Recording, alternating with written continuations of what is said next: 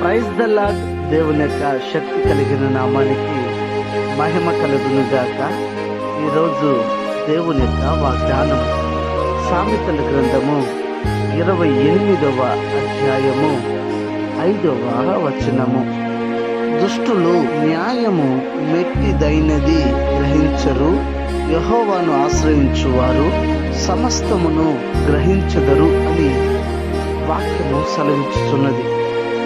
ఈ దినము దేవుని వాగ్దానాన్ని వింటున్న వారులారా, ఒక్కసారి ఆలోచన చేయి.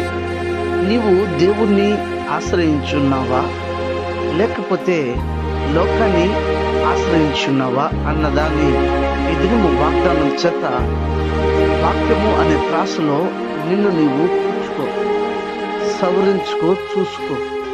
ఇక్కడ వాక్యం సెలవిస్తుంది, దుష్టులు న్యాయం మెట్టిదో వారు గ్రహించరు. ఎందుకంటే వారు దుష్టత్వంతో వాళ్ళ హృదయం నిండి ఉంటాయి కనుక న్యాయము వారి దగ్గర ఉండదు. ఈ రోజుల్లో చూడండి, దుష్టత్వము చేత నిండిన వారి యొక్క హృదయాలు న్యాయాన్ని కూడా న్యాయం కాదని వాదించేవారు, అన్యాయానికి మద్దతు ఇచ్చేవారు, అన్యాయమే వాస్తవమని చెప్పేవారు కోట్ల కొలదిగా మనం చూస్తున్నాం. కానీ న్యాయాన్ని చూసేవారు అతి తక్కువ మంది. అది ఎవరో తెలుసా? వాక్యాన్ని చదివేవారు, బైబిల్ అడుగుజాడలో నడుచుతున్నవారు, ధర్మం, నీతిని, న్యాయాన్ని మాటల వరకు చెప్తారు. ఎవరు? దుష్టులు.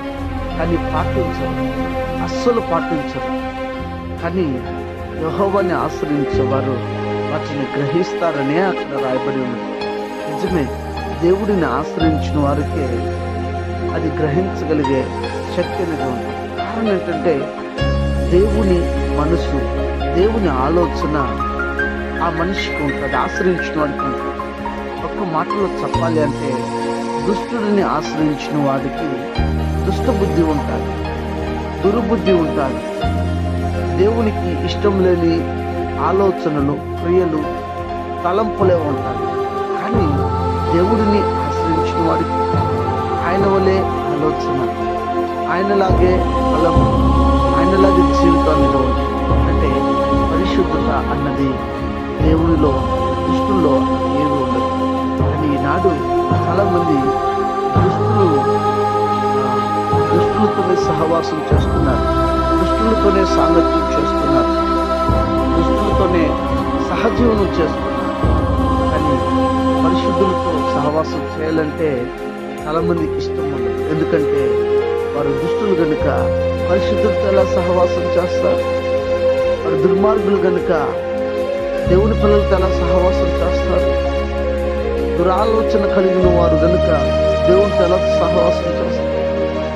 కనుక ఆలోచన ఇలాంటి వారు ఉన్నారు. అలాంటి వారిని విడిచి దూరంగా పారి, అలాంటి వారికి జాగ్రత్తగా తప్పించబడినట్లు నీవు గ్రహింపు కలిగి లోకంలో జీవించాలన్నది దేవుడు కోరుకున్నాడు. అలా గ్రహించి జీవితాన్ని కొనసాగుదామా? ప్రార్థన. ప్రేమ స్వరూపి, చక్కగా మీరు మాతో మాట్లాడారు. స్తోత్రం. నా దేవాతి దేవుడు, కృపగలిగిన తండ్రి, కృపతో నిన్ను నడిపించండి. అనారోగ్యం చెప్పిన వారికి ఆరోగ్యం, ఆర్థిక ఇబ్బందుల్లో వారికి రక్షణ లేని ప్రజలకు రక్షణించి ప్రతి వారిని మీరు ఆటకు సిద్ధపరచండి.